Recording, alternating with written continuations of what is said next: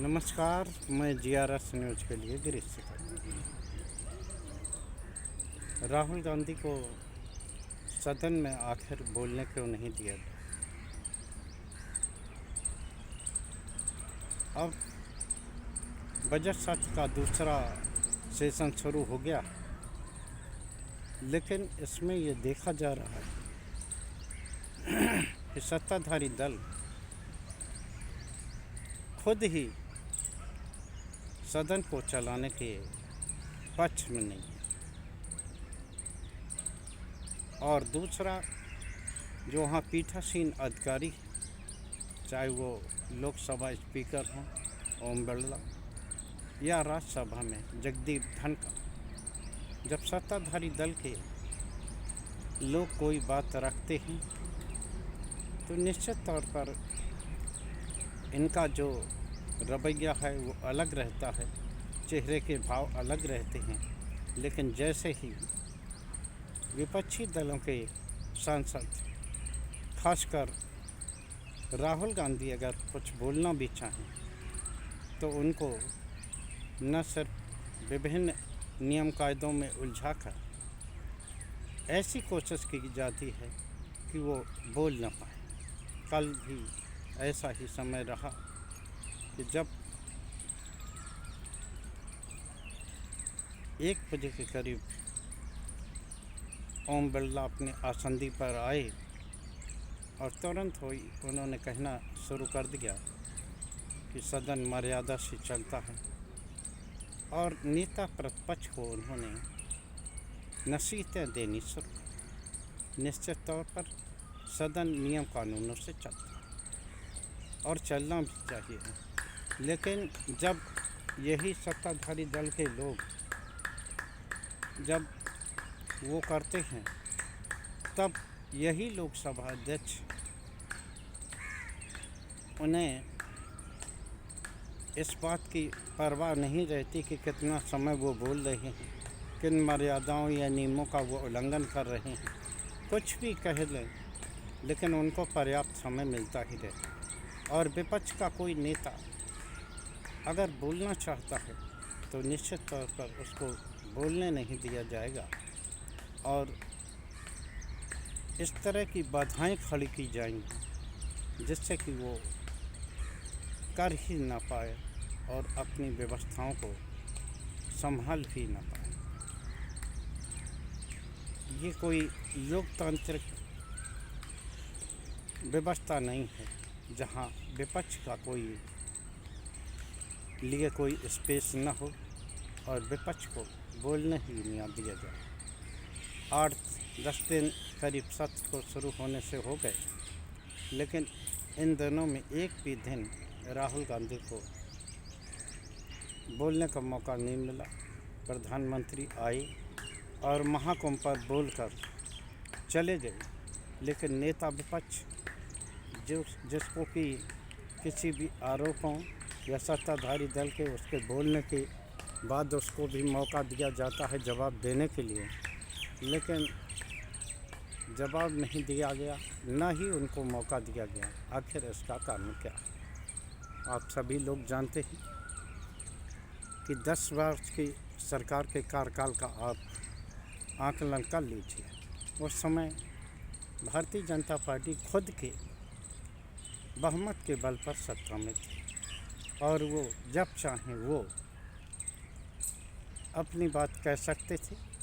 लेकिन 2024 के लोकसभा चुनाव का परिणाम इस तरह का आया जिसने कि निश्चित तौर पर सत्ताधारी दल, खासकर मोदी को बैक फुट पर ला दिया। और वो मोदी जो विपक्ष को कूड़ा का बाड़ा समझते थे, यहाँ तक कि उन 10 साल तक कोई भी नेता विपक्ष का ऑफिशियल कोई नेता नहीं रहा, बल्कि लोकसभा के बड़े दल को ही नेता विपक्ष का दर्जा दिया गया था। लेकिन इस बार पर्याप्त संख्या बल है, और जिस प्रकार से पूरा विपक्ष सरकार को घेरने के लिए एकजुट होता है, उससे निश्चित तौर पर परेशानी सत्ताधारी दल को होती ही होगी और होती ही है। आखिर क्या कारण है कि जो विपक्ष को बोलने का मौका नहीं? आप सभी लोग जानते हैं 2014 के बाद किस प्रकार से कांग्रेस के नेता राहुल गांधी को उनकी साख को धक्का पहुंचाने के लिए किस प्रकार का एक अभियान चलाया गया था और वो अभियान कामयाब भी हुआ।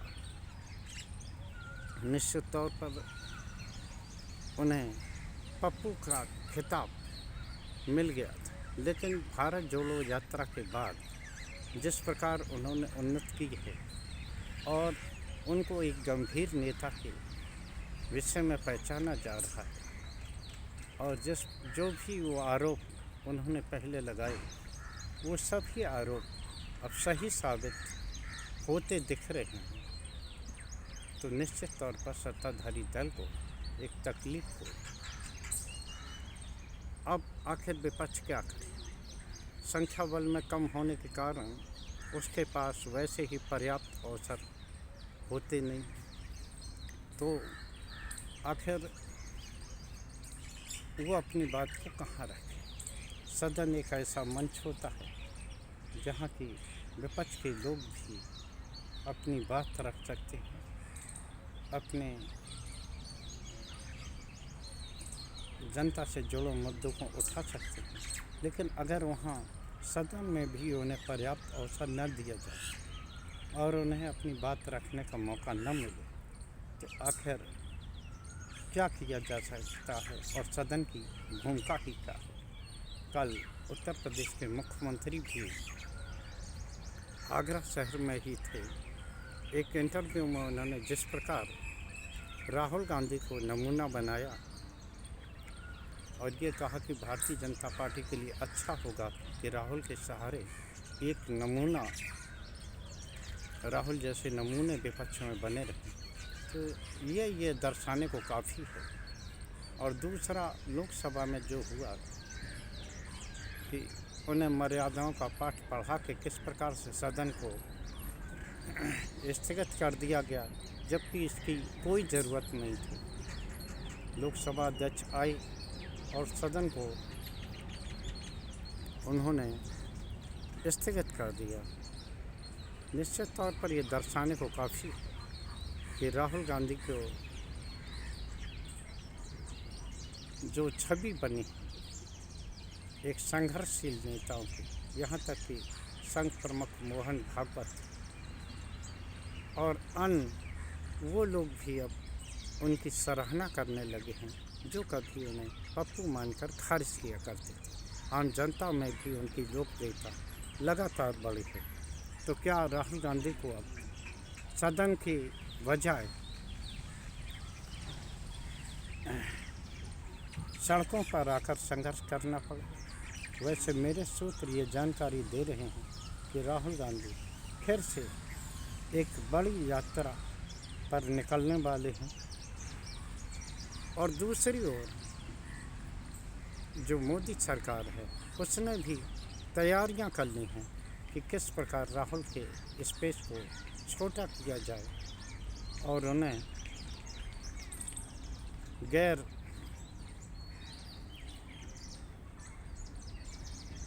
इस प्रकार का पात्र साबित किया जाए जो कि बिल्कुल अपने पेशे के प्रति गंभीर नहीं है। आप सभी लोग जानते हैं किस प्रकार सत्ताधारी दल उनकी छुट्टियों को ये कह के हंसी उड़ाया करता था कि उस सदन के बाद आखिर जाते कहाँ हैं।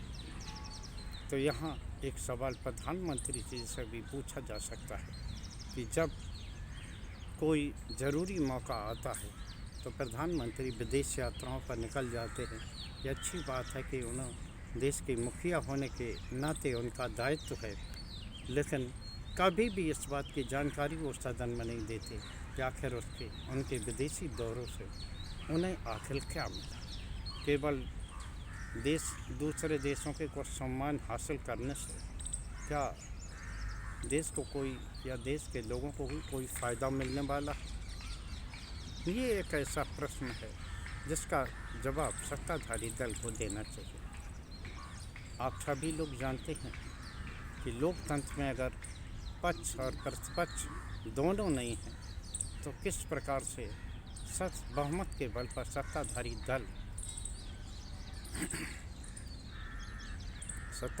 दल तानाशाही की ओर बढ़ जाता है।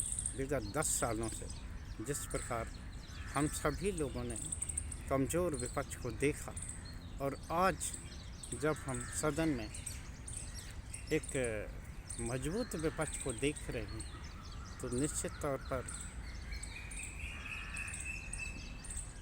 उन्हें पर्याप्त सदन में मौका नहीं दिया जा रहा है।